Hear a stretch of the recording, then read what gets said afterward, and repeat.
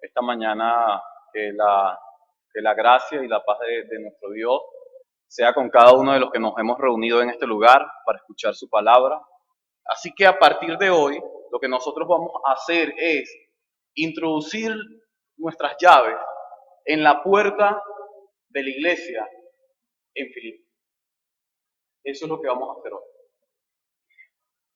Así que cuando nosotros llegamos e introducimos la llave en la cerradura, lo primero que nos percatamos es que el amor de Dios por nosotros es mucho mayor que el amor que nosotros le tenemos a Él. Y cuando tú meditas sobre estas palabras, tú puedes encontrar que estamos hablando de una dimensión mucho más profunda acerca del amor. Se trata de una virtud suprema que todos los cristianos deben tener. Nosotros como cristianos debemos ser distinguidos por el amor hacia los demás. Somos llamados a reflejar el amor de Cristo como un espejo refleja nuestro rostro de manera perfecta. Toda la hermosura del sermón de hoy puede quedar opacado o se pierde cuando el amor está ausente. Sin embargo, la clave de la epístola de Pablo a los filipenses está en el gozo. Y eso es lo que nosotros vamos a ver hoy. Nosotros vamos a ver cómo esta carta está impregnada del gozo de un hombre que ama a su Señor, del gozo de un hombre que ama a los hermanos que le pertenecen a su Señor. Pero la fuente de este gozo, hermano, no está en Pablo ni en la iglesia. La fuente de este gozo está en su Señor. No es en la amistad que puede haber entre el hombre que llega a esa región y todos aquellos que escuchan el mensaje de salvación. Pero no debemos olvidar tampoco que el amor de este Dios, de la fuente de este gozo, ha sido derramado en nuestro corazón, como lo expresa el apóstol Pablo en el libro de Romanos. Y es por eso que yo he titulado el sermón de hoy, El entrañable amor de Jesucristo. Y este sermón va a estar desde el versículo 1 hasta el versículo 11 del capítulo 1 de la epístola del apóstol Pablo a los filipenses. Y la estructura de este pasaje es la siguiente. En primer lugar, nosotros veremos una amistad marcada por amor. Versículo 1 y versículo 2. Una amistad marcada por amor. La segunda parte de la estructura de este sermón lleva por título una comunidad preservada por amor. Versículo 3 hasta el versículo 6. Una comunidad preservada por amor. Y por último, nosotros vamos a ver un ministro invadido por el entrañable amor. Versículo 7 hasta el versículo 11. Un ministro invadido por el entrañable amor. Ahora, lo que nosotros vamos a aprender hoy en este sermón es que el entrañable amor de Cristo preserva el gozo en cualquier situación. Lo has escuchado muy bien. El entrañable amor de Jesucristo preserva el gozo en cualquier situación. Y si esto lo llevamos a la situación del apóstol Pablo, sería de la siguiente forma. El entrañable amor de Jesucristo preserva el gozo en prisión. Pero claro, no todos en esta mañana estamos bajo la celda como el apóstol Pablo. Tú puedes tener una situación diferente a la mía. Tú puedes estar prácticamente quizás experimentando la pérdida de algún familiar. O tú puedes estar experimentando una nueva enfermedad en tu cuerpo. O una situación económica mucho más difícil. Pero el apóstol Pablo nos enseña hoy en estos 11 versículos que el entrañable amor de Cristo es suficiente para preservar el gozo en tu corazón. Ahora, a modo de contexto, yo quisiera que hoy nosotros recordáramos lo siguiente, para poder introducirnos de llenos en esta carta, que es corta, pero es una carta hermosa. Esta carta es conocida como la epístola del gozo. Para el doctor R.C. Sproul era su carta favorita. La pregunta es cómo es que esta carta llega acá o por qué Pablo la escribe. Hermanos, con tan solo saber este contexto ya revela no solo nuestro sermón, sino revela toda la carta. Pablo escribe esta carta a estos hermanos, no porque él va a hablar sobre un problema en esta iglesia. Pablo escribe la carta a estos hermanos por lo que estos hermanos han hecho por él. Pablo está preso en Roma. Esta carta es conocida como una de las cartas de las prisiones. El tono de esta carta es un tono suave, es un tono amable, es un tono de una amistad profunda que existe en el escritor y también en los lectores. ¿Y qué es lo que los filipenses han hecho por Pablo? Los filipenses entienden que el Evangelio ha llegado a ellos por medio del apóstol Pablo. Pero los filipenses se han despojado de algo que ellos tanto aman, y es su pastor. Los filipenses le han dicho a su pastor, Epafrodito, te amamos. La gracia de Dios ha sido derramada en nuestras vidas por medio de tus sermones. Pero amado pastor, nosotros deseamos que tú viajes a Roma. Porque hay alguien en Roma que amamos nosotros. Y nosotros deseamos, Epafrodito, que viajes a Roma y que les lleves al apóstol Pablo esta ofrenda. Epafrodito sale de Filipo y se va a Roma y encuentra al apóstol Pablo en prisión, y allí en prisión Epafrodito entrega la ofrenda que esta iglesia le ha mandado a este apóstol, a este amigo. No lo veamos como apóstol, veámoslo como él se muestra acá, al amigo de ellos. Y allí, hermano, el apóstol Pablo en el capítulo 4 dice, esto fue agradable, esto lo llenó de gozo a él. Esa preocupación de esta iglesia por él reventó su corazón en esa prisión. Y justo allí en esos momentos tan hermosos que ocurrían en prisión, sucede algo que nadie se esperaba. Nadie se esperaba lo que estaba ocurriendo en ese lugar. Ni Pablo, ni Epafrodito, ni tampoco los hermanos de Filipo. Epafrodito enferma a punto de morir, capítulo 2. Y cuando Epafrodito, el pastor amado por los filipenses, está a punto de morir, estas noticias no sé cómo llegan a la iglesia en Filipo. No se sabe cómo llegaron, pero las noticias llegaron. Así que esta iglesia ahora no solo está triste porque tiene al amigo en prisión, sino también porque su amado pastor está a punto de morir. Pero el Dios soberano, obrando de una forma como solo Él lo sabe hacer, restaura a Epafrodito, y Pablo dice, Epafrodito, te me vas inmediatamente a Filipo, porque si te pasa algo a ti aquí, a mí me va a dar algo y también a los hermanos. Así que te vas a ir allá a la iglesia y vas a compartir con los hermanos. Y Epafrodito llega allá y le envía la carta. Pablo aprovecha de una para escribir esta carta a sus amigos, y Epafrodito lleva la carta, hermano. ¿Te das cuenta cómo es que esta carta surge? Esta carta surge como una carta de amistad. Dicho esto, quisiera que nosotros veamos la primera parte de nuestro sermón. Una amistad marcada por amor. Versículo 1 hasta el versículo 2. Pablo y Timoteo, siervos de Cristo Jesús, a todos los santos en Cristo Jesús que están en Filipo, incluyendo a los obispos y diáconos.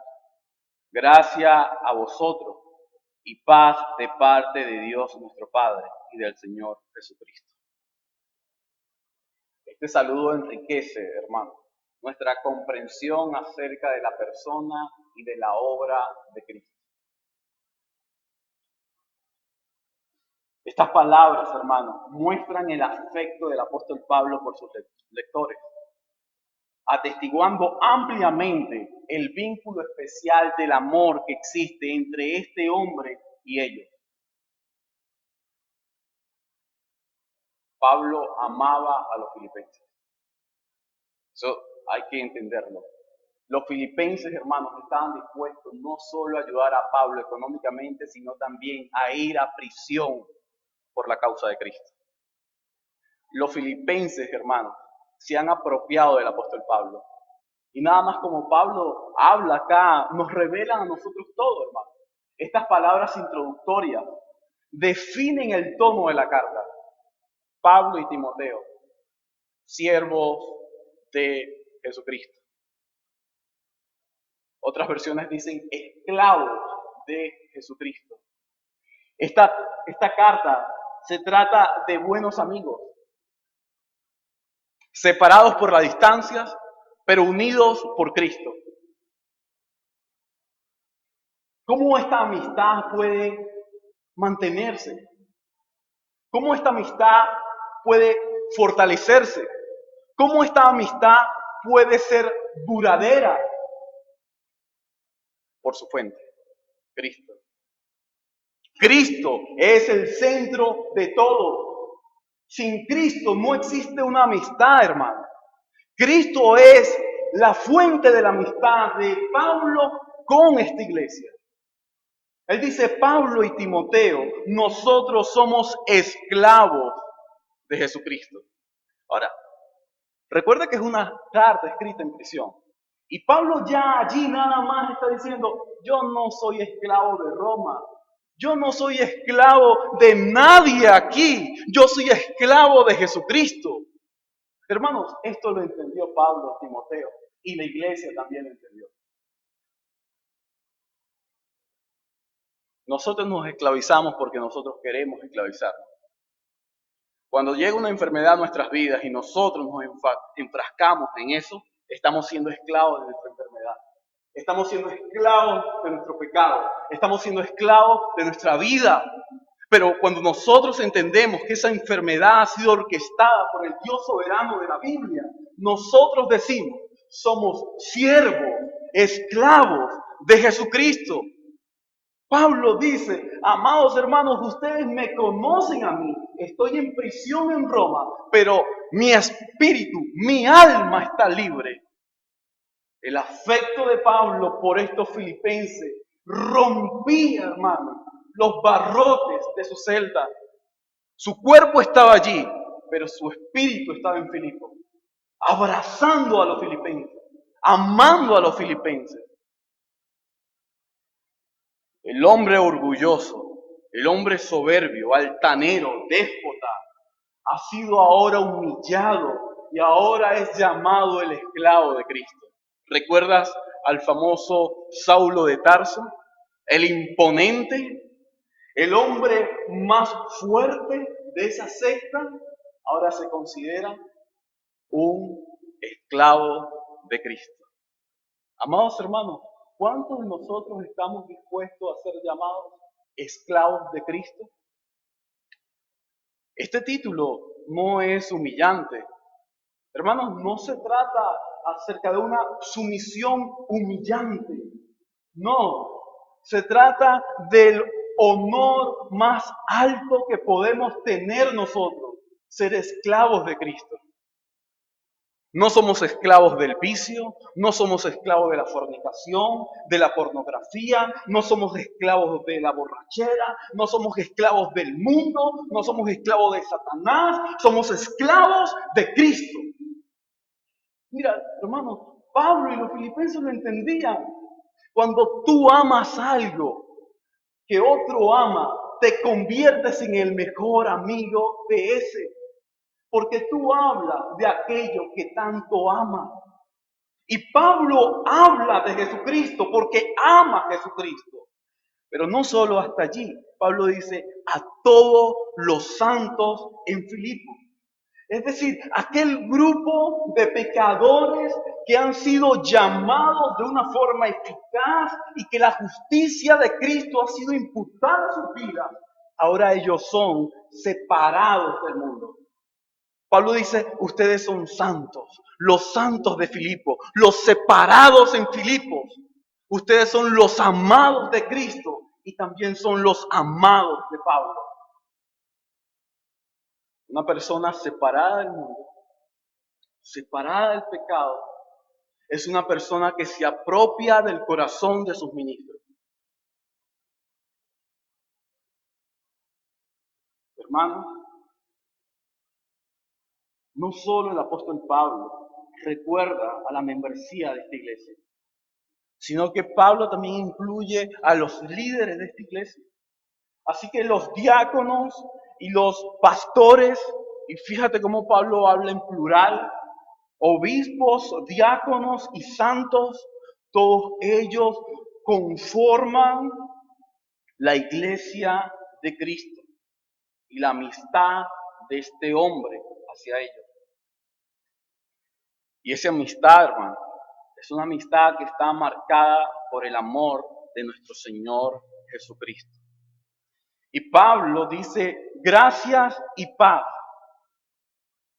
Esto se refiere al favor que Dios ha hecho en el Calvario cuando descendió de su trono de juicio, llevando en su propio cuerpo la culpabilidad nuestra y nuestras perversiones para de esta forma declararnos sin culpa.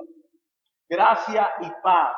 Pablo nos está diciendo a nosotros que Dios mismo ha hecho algo a nuestro favor. Después él dice, Dios nuestro Padre. El pronombre es interesante. El pronombre es algo que identifica sin duda alguna el contenido de la carta. Pablo se ha apropiado del Padre. Nuestro Padre. ¿Está viendo por qué les amo? Porque Dios es nuestro Padre. Tenemos el mismo Padre. Y luego Pablo utiliza un título que para él es muy importante y de hecho es el favorito de Pablo cuando se refiere al Hijo. El Señor Jesucristo. En el hebreo, Yahvé, el Señor. En el griego, Curios, el Señor, el soberano. Pablo lo que dice es que Jesús, el Hijo, es Dios mismo, al utilizar Yahvé o el Señor. Pablo está diciendo el Hijo, Él es el Señor, Salvador y Rey de nosotros. Porque utiliza esos tres títulos. Señor, Salvador y Rey. Y gracias al Señor, Salvador y Rey, nosotros nos hemos apropiado del Padre. Y es allí donde te das cuenta que luego del llamamiento eficaz, cuando viene la justificación, pasa a lo que es la adopción. Sin justificación no hay adopción. Pero siendo justificados, somos entonces adoptados. Y siendo adoptados, somos llamados a ser santificados. Pero no solo Pablo muestra esta amistad acá. Hermano, esta carta tiene un alto contenido teológico trinitario. Sí, lo has escuchado bien. Versículo 1, de manera implícita, Pablo se refiere al Espíritu, quien está obrando en los filipenses y por eso él le llama santo. Y en el versículo 2, de una forma explícita, Pablo se refiere al Padre y al Hijo. La Trinidad en el saludo. Un saludo trinitario para no olvidarnos de las personas de la divinidad. Dicho esto, quisiera pasar al segundo punto, que es una comunidad preservada por amor. Vamos a ir al versículo 3 hasta el versículo 6. Doy gracias a mi Dios siempre que me acuerdo de vosotros, orando siempre con gozo en cada una de mis oraciones por todos vosotros, por vuestra participación en el Evangelio desde el primer día hasta ahora, estando convencido precisamente de esto, que el que comenzó en vosotros la buena obra, la perfeccionará hasta el día de Cristo Jesús.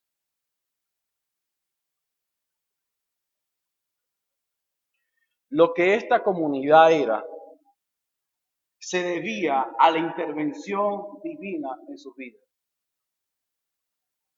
Y Pablo da gracias al Señor por esto. Para Pablo, hablar de esta comunidad era hablar acerca de un tema de gratitud. Bien es cierto que la carta habla sobre el gozo, pero hay que ser muy consciente. El apóstol Pablo escribe también la carta a los filipenses por la gratitud que le tiene a Dios, por lo que Dios ha estado haciendo con ellos. Hermanos, Pablo es un hombre agradecido por lo que está ocurriendo. Y nuevamente quiero que recuerdes, él está preso. Pablo no está libre.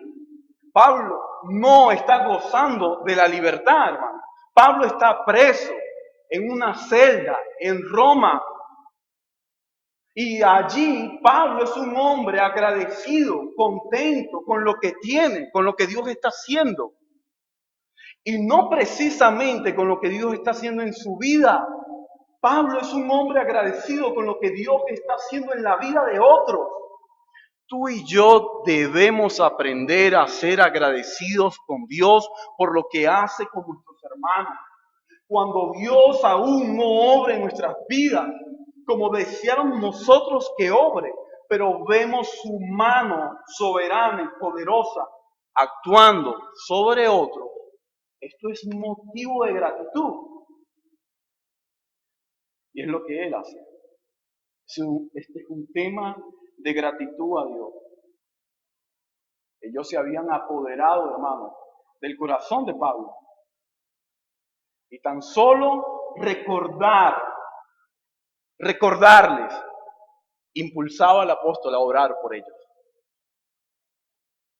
¿Qué es aquello, hermano, de lo que haces más memoria tú hoy en día? De eso que tú más piensas, es de eso de lo que tú más oras. Es en eso donde tú más tiempo inviertes. Y Pablo estaba en la celda solo. Y lo primero que le venía a la mente eran los filipenses. Los filipenses, hermano. Mira cómo esta gente se apropia de Pablo. ¿Por qué? Recuerda, ellos aman lo mismo que Pablo ama.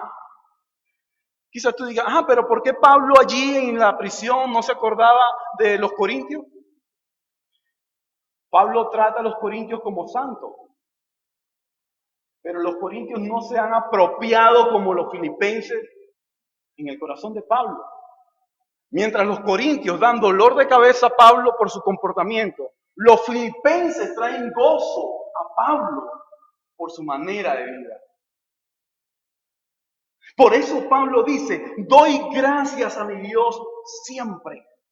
Siempre yo doy gracias a Dios. Y allí, cuando comienzas a observar las palabras acción de gracias, gracias, oración, se repiten mucho en esos primeros versos. Pablo es un hombre que ora a quien debe orar. Y aunque estaba encarcelado, sus palabras resuenan con el tema del gozo. ¿Te has dado cuenta? La primera palabra que nosotros hallamos con respecto al énfasis de la carta sobre el gozo, lo hallamos en una de sus oraciones. Versículo 4, orando siempre con gozo.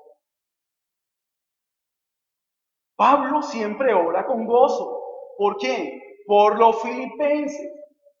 Así que Pablo ora y pide por dos motivos. Aquí nosotros vemos el doble motivo de oración del apóstol Pablo. Este gozo, recuérdalo, está cimentado en la paz y en la gracia de Dios. Versículo 2. Así que el gozo es el antídoto para la ansiedad. En vez de Pablo estar angustiado en prisión porque todavía no sale, Pablo se inyecta el antídoto y es el gozo, la alegría y la gratitud por lo que ocurre.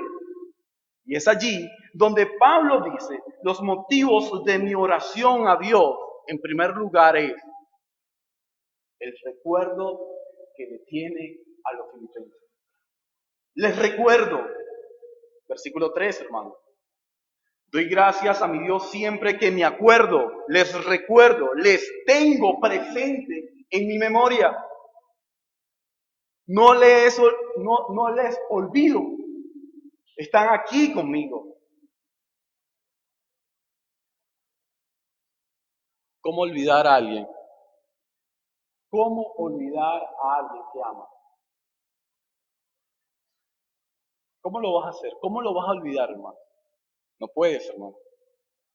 Cada vez que una persona, un matrimonio llega, el esposo se va, se debe despedir de su esposa para que no se olvide. Aunque sea unas horas, una mañana, una tarde, un día, pero debe despedirse de su familia para que su familia le anhele su regreso. Yo observaba esta semana algo muy peculiar que ocurre con nosotros los venezolanos. Yo no sé si ocurre contigo, pero mayormente los venezolanos, cuando vamos a salir en la mañana, nos levantamos, decimos, bendición mamá, o eso por lo menos ocurre mucho en la casa. Luego llega a la media hora, bendición mamá, después va a salir a la bodega y dice, bendición mamá, voy a la bodega un momento, regresa, bendición mamá. Cada momento, bendición, bendición, bendición, bendición. ¿Por qué? Porque la tiene presente. Que yo sepa, con una sola bendición en la mañana y luego cuando te acuestes es suficiente. No, nosotros los venezolanos no somos así. Cualquier cosa que hacemos, a dónde vamos, cuántas veces lo hagamos, siempre decimos bendición mamá, bendición papá. Lo que ocurre acá es algo parecido. Esta gente se ha apropiado del corazón de Pablo. Y Pablo les tiene presente. Están allí. Pablo no se lo puede zafar de su mente. Está allí presente. Pero ¿qué es lo que tú más recuerdas? ¿Qué es lo que está presente en tu mente? Hermanos, yo no sé si tú estás siendo invadido hoy día por la ansiedad, por el miedo, por la angustia, por tus temores, por el pecado, yo no sé realmente. Pero recuerda, la única forma de tú poder entender y descansar en el Señor es por medio del gozo. Y ese gozo es producto del amor en la persona de Cristo. El segundo motivo de la oración de Pablo se encuentra en el versículo 5, el compañerismo en el Evangelio. Hermano, esta gente ha acompañado a Pablo. Dice, doy gracias a Dios por vuestra participación en el Evangelio y fíjate cómo él lo dice, desde el primer día hasta ahora. Y yo quiero que también recuerden que aproximadamente han pasado 10 años. Cuando Pablo está escribiendo esta carta, ha pasado 10 años desde su visita a Filipo.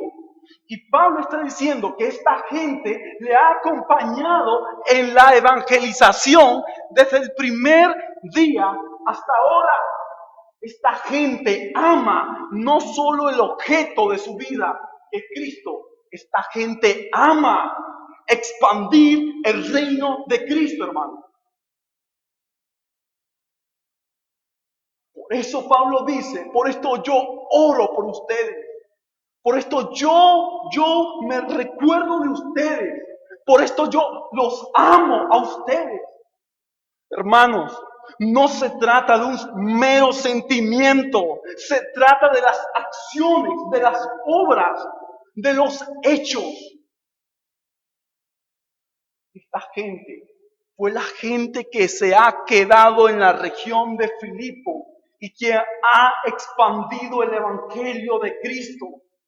Pablo fue expulsado de Filipos. ¿Lo recuerdas en Hechos?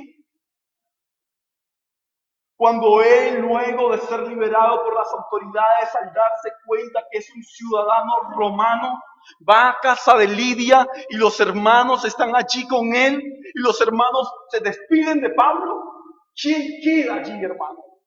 Allí queda Lidia, el carcelero, su familia, gente que ama y que entiende lo que Pablo hizo, gente que ama hablarle a los pecadores sobre Cristo. Hermano, para los filipenses, la evangelización no era una obligación. Para los filipenses, evangelizar era causa de gozo en sus corazones.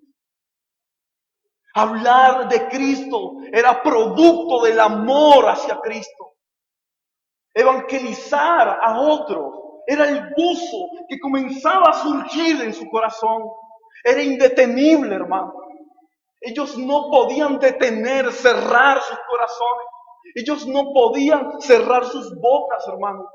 Ellos debían hablar y hablar y hablar acerca de Cristo. Amas evangelizar. Y yo quiero que no veas que esto como algo que te estoy yo diciendo que lo debes hacer. No, quiero que recuerdes las palabras de Jesús, el mandato de Jesús. Ir y predicar el evangelio. La evangelización es un mandato de Cristo, de nuestro Señor, de nuestro Salvador, del que nos ha redimido a nosotros. La evangelización es un llamado, hermano, obligatorio, que nosotros no podemos resistir. Somos llamados a hablar de Él. Somos llamados a comunicar el mensaje de Él. A eso somos llamados. Mi querido hermano, si esta mañana te sientes ofendido, si esta mañana te sientes aludido por este sermón, yo oro a Dios hoy y doy gracias a Dios por esto, para que Él produzca en tu corazón el amor hacia los perdidos, el amor hacia las almas necesitadas. Para los que estamos en Cristo, hermano, este gozo es algo natural. Así como es tan natural para el pez vivir en el agua, así como es tan natural para el ave vivir en los cielos, así como es tan natural para las raíces de una planta vivir en la tierra, así de natural es el gozo para los que vivimos en Cristo. Así tan natural, hermanos, es el amor entrañable de Cristo. Solo su amor puede preservar una iglesia. Hermanos, esta iglesia deja de ser iglesia en el momento que se olvide de Cristo. Tú, hermano, dejas de vivir, dejas de existir en el momento que te olvides de Cristo. Recuerda cómo se llama nuestra estructura: una comunidad preservada por amor. Los Filipos son preservados no por el amor de Pablo, no por el amor que ellos se tienen. Los Filipos son preservados por el entrañable amor de Jesucristo. Nuestras vidas son preservadas por el entrañable amor de Jesucristo. Y este entrañable amor, Él preservará el gozo en nuestro corazón. Yo no sé si has estado afligido durante mucho tiempo. Yo no sé si las dudas también han estado presentes en tu vida. Pero quiero que recuerdes algo, mi amado hermano. El versículo 6, el apóstol Pablo nos enseña cómo esta comunidad es preservada por Cristo. Y es aquí donde toca un tema tan importante como la perseverancia de los santos. Pablo dice, estoy convencido, versículo 6, estoy convencido precisamente de esto. Pablo dice que lo que él está hablando, él lo cree. Él cree de lo que él está hablando. ¿Y de qué está hablando? De que esta gente son sus amigos, de que esta gente ama a Cristo, de que esta gente son santos. Y Pablo dice, estoy convencido de lo que yo estoy diciendo. Estoy convencido de lo que es el gozo y el amor entrañable de Cristo. Pero ese convencimiento, hermano, descansa en dos cosas. Primero, en el que comenzó la buena obra. Versículo 6, léelo en tu Biblia, amado. No te distraigas con otras cosas. Solo fija tu mirada en la Biblia. Versículo 6, Pablo dice, estoy convencido precisamente de esto, que el que comenzó en vosotros la buena obra. Hermanos, ¿quién comenzó en ustedes la buena obra? ¿Quién comenzó la buena obra de salvación? Fue Dios mismo.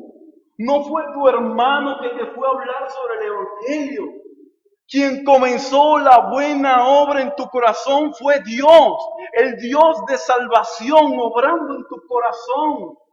Y Pablo dice, así como yo estoy convencido de que la buena obra de Cristo inició cuando caí del caballo, cuando quedé ciego, cuando escuché la voz que me dijo, Saulo, Saulo, ¿por qué me persigues?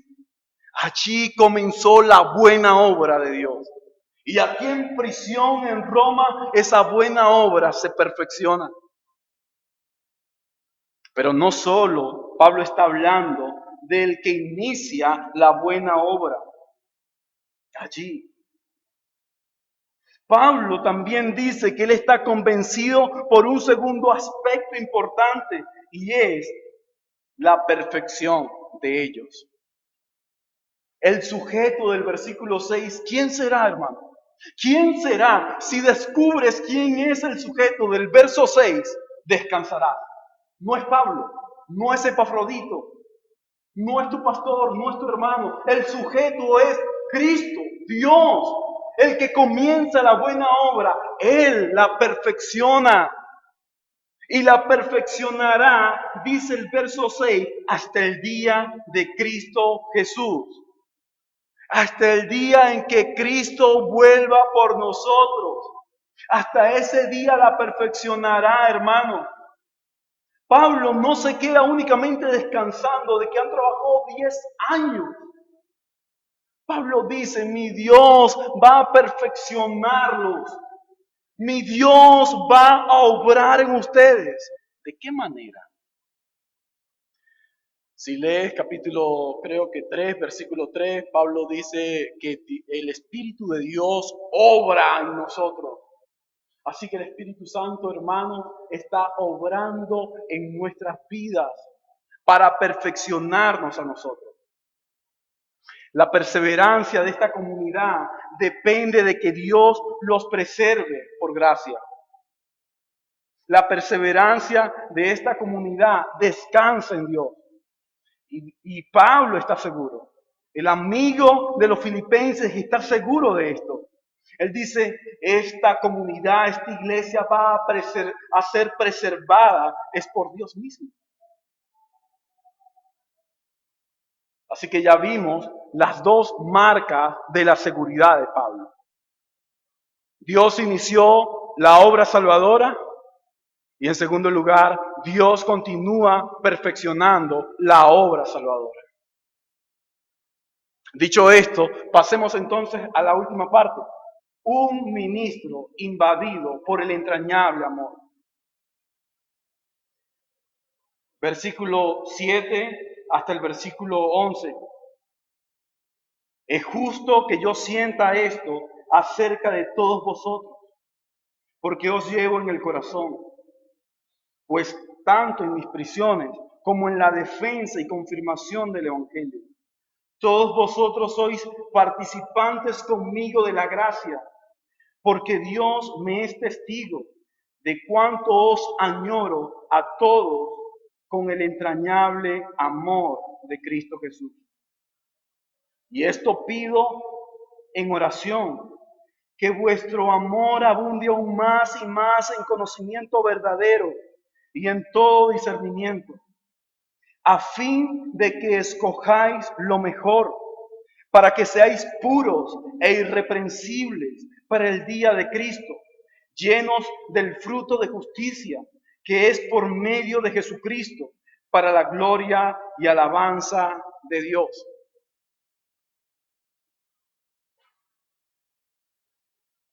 ¿Te has dado cuenta de las palabras del apóstol? Fue Cristo quien se apropió de su corazón. Y el apóstol es muy sincero, hermano. El apóstol nada más en el versículo 7, él ya muestra la sinceridad de sus palabras anteriores. Él dice, fuera injusto si mi corazón y mi mente no los almacenara. Fuera injusto, mi corazón a mí me condenaría si yo no orara por ustedes, filipenses. Un matrimonio al estilo de Cristo, que ame a Cristo, un hombre que viva para la gloria de Cristo, una mujer que viva para la gloria de Cristo. Ellos se amarán. ¿Y sabes? Ellos entenderán que su amor está fundado en Cristo. Ya nosotros vimos cómo este hombre tenía un afecto y una relación especial con los filipenses. También vimos cómo esta comunidad había sido preservada por el entrañable amor de Jesucristo. Pero ahora lo que estamos viendo es como un ministro, y esto nos llama la atención a todos nosotros, los que predicamos, los que estamos enfrente de una iglesia, esto llama la atención de cómo un ministro es invadido por el entrañable amor de Cristo.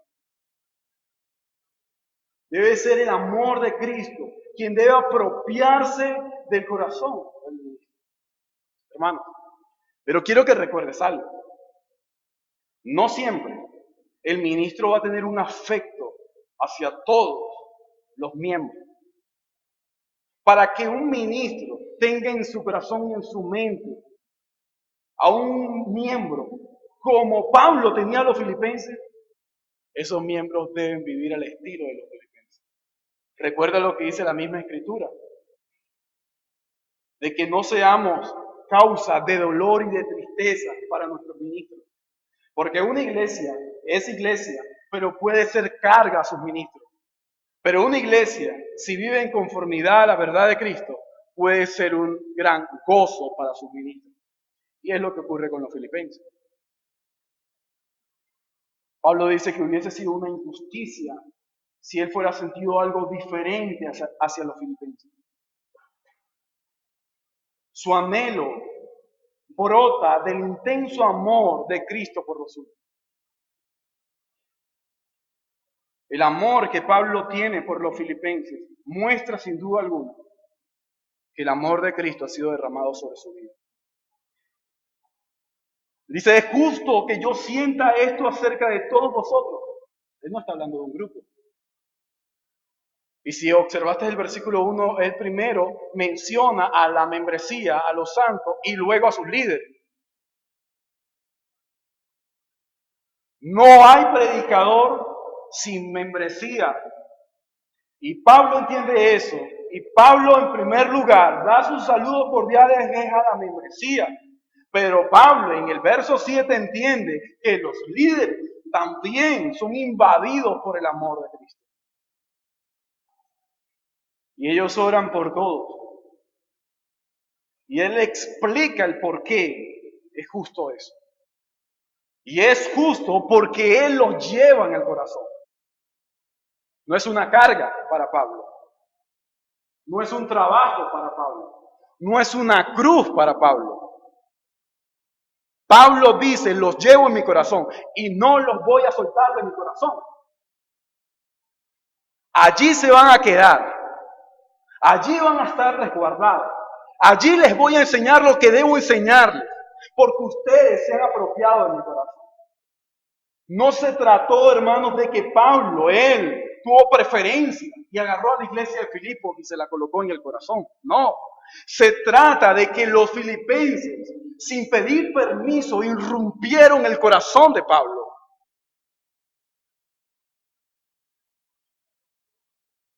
Un niño que llega y cuando sales tú de tu casa te saluda y te dice, hola hermano, ¿cómo estás? Ah, bien. Un niño que cuando tú vuelves a tu casa te dice, hermano, ¿cómo estás? Bien. Un niño que cuando estás en el culto te dice, hola hermano. ¿Cómo se te va a salir de tu mente ese niño? Si para donde vas, donde te mueves, está el niño allí. Hola. Había un niño esta semana que fue interesante. En nuestra comunidad él decía, recuerda, el sábado cumplo años. Venía al culto. El sábado, hermano, acuérdate. Sí.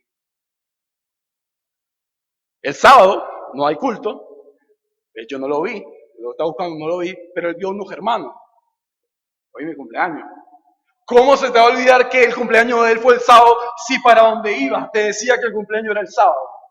Se te introdujo en la mente sin querer, porque él lo quiso así. ¿Sí me explico? Los filipenses son los principales culpables o responsables de que hayan invadido el corazón de Pablo. Eso es todo, hermano.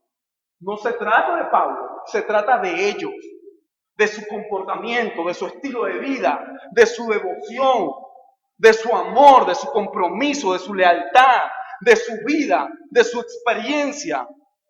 Se trata de los hechos. Esta gente, esta gente se introdujo en Pablo, hermanos. Eso es lo que quiero que tú veas allí. Pero Pablo también quiere decirle a ellos algo. Pablo lo que les quiere decir a ellos es lo siguiente. Lo que yo le estoy diciendo en estos 11 versículos no es falso, hermano. Porque usted podrá decir, ah, bueno, ahí está el hermano hablando, diciendo tal cosa. Bueno, eso es él, el que está inspirado, todo lo demás, pero eso no es real. Vaya usted a saber qué es eso. Porque yo no creo todas esas palabras, esas cosas que quizás está diciendo. ¿Sabe lo que Pablo dice? Para corroborar que lo que yo estoy diciendo es cierto, tengo un testigo. Hermanos, cualquiera dirá, ¿quién es el testigo? ¿Será Timoteo? Porque cuando inicia dice Pablo y Timoteo, siervos o esclavos de Cristo. ¿Quién es el testigo? Es la gran pregunta. Hermano, como dicen popularmente, Pablo tiene un as bajo la manga. Y esa carta que tiene mata cualquier carta, cualquier postura, cualquier razonamiento humano. Pablo dice, mi testigo, no sé si lo has ya observado, versículo 8, mi testigo es Dios. Dios es mi testigo. Hermanos, ¿quién puede contra ese testigo? Él es llamado el testigo fiel y verdadero. No sé si lo has visto en Apocalipsis. El testigo fiel y verdadero es el testigo de Pablo. El que escudriña el corazón de los hombres. El que se introduce, hermanos, sin pedir permiso. El que hace estragos en una comunidad. El que convierte a los pecadores. El que salva a los perdidos. Es el testigo de Pablo. ¿Tienes un testigo mejor? ¿Filipenses? ¿Alguien aquí tiene un testigo mejor? No. El testigo es Cristo, es Dios mismo. Verso 8. Porque Dios me es testigo. Y aquí, hermano, mira cómo Pablo, yo creo que se emociona. Pablo dice, de cuánto os añoro. No sé cómo dice la Reina Valera, no recuerdo ahorita. Pero dice, de cuánto os añoro a todos. Fíjate de nuevo cómo le está hablando. A todos. No se trata de un grupo en los filipenses, son todos. Todos los filipenses, hermano. Y dice, y los añoro con el entrañable amor de Jesucristo. Pero ¿qué significa esta palabra entrañable, hermano? Que lo has pronunciado una y otra vez. Se refiere a algo profundo, íntimo. Algo, hermanos, como las raíces de una planta tan profundas que no la puedes visualizar. Pablo está diciendo, yo los amo con el entrañable amor de Jesucristo y Él es testigo. Después de esto, luego que tú terminas acá, el amigo prisionero Sin duda alguna, luego de deleitarse con sus lectores, Él les pide tres cosas. Hay tres peticiones, hermano. Versículo 9. Debido al amor, a la confianza que les tengo, debido a esta relación que existe entre nosotros, yo les voy a pedir a ustedes tres cosas, filipenses.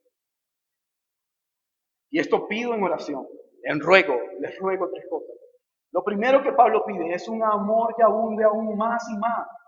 Y este amor debe estar marcado por conocimiento y por discernimiento. La Reina Valera dice ciencia, pero la realidad es que te está hablando acerca de discernimiento. ¿Okay? Y cuando tú ves discernimiento tiene que ver con experiencia. Un ejemplo para esto, si vas a Primera de Crónica, capítulo 21, David está haciendo un censo. Y el censo produce la ira temporal de Dios. Quizás tú digas, bueno, pero un censo no es nada malo, eso está bien.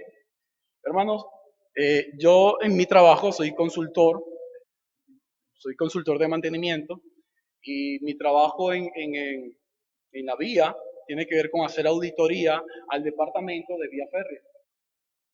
Si este lunes se me ocurre la brillante idea de ingresar a la vía con mis botas de seguridad, con mi chaleco, hacer una auditoría en una zona de maniobra sin una programación o una inclusión, es decir, sin el permiso de mi jefe, a mí me pueden votar, porque me pueden imputar un cargo de terrorismo. Como estamos hoy en día en Venezuela, puede ser terrorismo. ¿Okay? Así que el terrorista. Lo que David hace es algo similar. El jefe, el soberano, el que está por encima de David, no dio la orden del censo. Pero David dijo, bueno, pero yo soy el que manda aquí, así que voy a hacer un censo. Y hace el censo. El Señor se molesta por eso, porque Él no lo había autorizado. Manda a decir a David que hay tres opciones para él. Tú decides, David. Si hambruna, si esto o esto. Y David dijo, bueno, yo prefiero caer en las manos del Dios vivo, así que 3 días de pestilencia es suficiente. Porque lo otro creo que eran 3 años y lo otro, no, mejor 3 días de pestilencia. Observamos en Primera de Crónicas, capítulo 21, que el ángel de Jehová, el ángel de la muerte, y mira, esto es interesante, porque el mismo Dios que mata es el mismo Dios que salva. ¿Ok? El ángel de la muerte está matando a su propio pueblo. Por causa de David. Ojo, el culpable fue David, no el pueblo. Pero como David escogió la tercera opción, maten al pueblo, me salvo yo. El ángel de Jehová comenzó a matar a su pueblo y a matar al pueblo. El Señor ve lo que está ocurriendo. Párate, ángel. Pero llega un momento, hermanos, en el capítulo 21, donde David dice, Señor, ya basta, yo soy el culpable. No sigas matando al pueblo. ¿Qué es eso? Amor. ¿Verdad? ¿Amor por quién? Por el pueblo. ¿Qué Pablo le está diciendo a los filipenses? Deseo que sobreabunden. No es que no tenían amor, porque recuerda, ellos enviaron una ofrenda con Epafrodito al amigo en prisión. Pero Pablo está diciendo, quiero que sobreabunden en amor. David dice, hey, no lo hagas porque yo he pecado, no ellos. Así que David expresa allí amor. Pero también, cuando David dice, hey, soy yo el responsable, ¿qué está diciendo? ¿Qué está mostrando? Conocimiento de que Dios está eliminando ¿a quién? A su pueblo. Pero también discernimiento. Si yo hablo, va a parar la matanza. Pablo le está diciendo a los filipenses, nosotros debemos sobreabundar en amor, en conocimiento de la Escritura y en discernimiento para saber lo que voy a hacer, lo que me conviene hacer y lo que no debo hacer. Ejemplo de esto, Hechos. Pablo va a un lugar y de repente tiene una visión. ¿Recuerdas? Allí en esa visión Pablo dice, bueno, yo voy a evangelizar a un lado, eso no es malo, porque va a evangelizar. Pero cuando llegue y tiene la visión, Pablo tiene que amor a las almas que están en Macedonia, tiene conocimiento de que ese ángel es un ángel verdadero, que la visión es de lo alto, y tiene el discernimiento de ir a hacer lo que la visión le exige. Amados hermanos, tenemos nosotros amor por las almas, conocimiento de la Escritura y el discernimiento adecuado para saber lo que debemos hacer. Y aquí quiero hacer un paréntesis, porque hoy es domingo, el día del Señor. Pero hoy también ocurre algo en nuestro país, elecciones. Ningún cristiano debe, escuche, ningún cristiano debe ir a votar. Porque eso sería falta de amor. Eso sería falta de amor a los perdidos. Eso sería falta de conocimiento de la Escritura. Y falta de discernimiento de lo que Dios exige que haga. Quizás tú digas, pero ¿por qué esto? Nosotros estamos diciendo que votar hoy día en Venezuela es votar por el socialismo. Bien sea que votes a favor del gobierno o a favor de los colaboracionistas del gobierno. ¿Lo escuchó bien? Colaboracionistas del gobierno. Tienes que tener una forma de pensar centrada en Cristo para saber qué es lo mejor, amado. Ahora, tú puedes votar porque es tu derecho como venezolano. ¿Te conviene? ¿Qué te han ofrecido? ¿Otra bolsa de comida? ¿$20? No sé qué te han ofrecido. Realmente no sé qué te han ofrecido. ¿Venderías tus principios, tu amor a Cristo por eso? Lo respeto. Pero dudo acerca de tu fe y de tu credo. Dicho esto, quiero pasar a la segunda petición del apóstol Pablo. Y esto se encuentra en el versículo 10. Para que seáis puros e irreprensibles para el día de Cristo. Así que lo segundo que Pablo pide a los filipenses es que ellos sean puros. Esto tiene que ver con lo interno. Y también exige que sean irreprensibles. Tiene que ver con lo externo. Así que Pablo está hablando aquí, está diciendo a ellos, ustedes deben ser como aquel cedazo que separa las piedras de la arena. ¿Okay?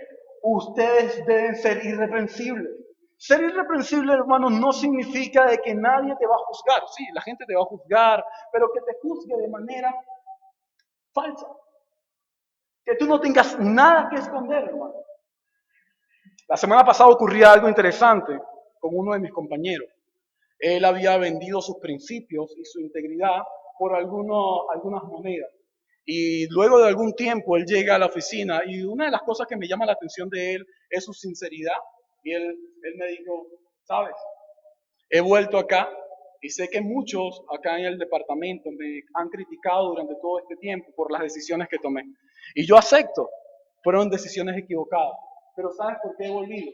Porque mi conciencia me atormentaba. No es cristiano, pero esas declaraciones para mí son únicas. Yo le dije a él, has perdido tu integridad, tus principios, lo has perdido. Pero esta es una forma de humildad. Eso es una forma de reconocer de que fracasaste y que hiciste las cosas mal y que ahora quieres enderezarlas. Está bien. Cualquiera de nosotros en un momento determinado podemos perder nuestro rumbo, pero reconocer que nos hemos extraviado y perdido ese rumbo es volver a Cristo. Lo tercero que Pablo dice es para que sean llenos del fruto de justicia. Y esto no tiene que ver con la justicia imputada, esto tiene que ver con la justicia práctica. Así que Pablo está diciendo, mira, es el Espíritu Santo quien va a obrar en ustedes y la santificación progresiva es visible en ustedes por medio de la tercera persona de la Trinidad. Hermanos, aquellas personas que hemos estudiado y que hemos estado en una universidad, sabes que cuando inicia un trimestre, nuestro objetivo es cada evaluación aprobarla, para que cuando culmine el trimestre, esa asignación esté aprobada. Bueno, lo que Pablo está pidiendo acá con estas tres peticiones es que nosotros como cristianos debemos trabajar no solamente un trimestre, debemos trabajar toda nuestra vida aquí en esta tierra, hasta el día que venga Cristo por nosotros, para que nuestra calificación no sea regular ni buena, sino sobresaliente. Cuando tú pides un récord de notas, dice regular. Cualquiera hoy día en Venezuela dice, bueno, con 10 está bien, con 10 paso, o no sé si 12 es la nota mínima, o 16. Con eso me basta. Pablo dice, Filipenses, ser regular no es ser suficiente. Eso no es suficiente. Tú no solo debes ser bueno, tú no solamente debes ser excelente, tú debes ser sobre excelente, debes estar por encima de la excelencia. Filipenses. Así que el entrañable amor de Jesucristo, hermano, es suficiente para preservar nuestro gozo en cualquier situación. Estos hombres estaban invadidos por Cristo. Ahora, hay tres cosas que quisiera dejar acá para que todos nosotros recordemos esta mañana. En primer lugar, nosotros aprendemos que en Cristo la verdadera amistad no es separada por la distancia. La verdadera amistad en Cristo, escuche bien, en Cristo no es separada por la distancia. Pablo dice, Demas me abandonó amando más el mundo. Pablo no dice que tiene una amistad con Demas. Pablo dice, Alejandro, Himeneo y Fileto se han desviado de la doctrina. Pablo no dice que tiene una amistad con esta gente. ¿Okay? Pero podemos poner la contraparte. Marcos ha huido, pero el tiempo después me he reconciliado. Pedro es una decepción completa. Él estaba sentado comiendo costilla de cerdo, chuleta de cerdo, pero cuando vio que venía la comitiva de Jerusalén, se retira de la mesa y se va a otra mesa aparte. Qué decepción, Pedro. ¿Acaso crees que somos salvos por las obras? No, eres una decepción, pero te amo. Fíjate. ¿Okay? La verdadera amistad, hermano, no está separada por la distancia, está unida por la persona de Cristo. Cristo es quien define nuestras amistades. Segunda implicación, aprendemos que el amor de Cristo nos preserva hasta el final. Si ya no tienes ánimos de continuar, si ya crees que la fe no es suficiente para ti, si ya crees que con este sermón ya vas a tirar la toalla, vas a renunciar, recuerda, el amor de Cristo es quien te preserva. Si tienes dudas acerca de tu salvación, su amor es suficiente. En tercer lugar, aprendemos que el entrañable amor de Jesucristo nos hace buscar la santidad de la comunidad. Aprendemos que el entrañable amor de Jesucristo busca la santidad en nuestra comunidad. Así que si el amor de Cristo está incrustado en nuestros corazones, busquemos la santidad de nuestros hermanos, la pureza de nuestros hermanos. Concluimos que el amor de Cristo trae tranquilidad a toda una comunidad que es perfeccionada hasta el final y que preserva el gozo en los que viven una calamidad en la actualidad. Así que el amor de Cristo, el entrañable amor de Cristo, preserva nuestro gozo hoy día, hasta el día de su venida.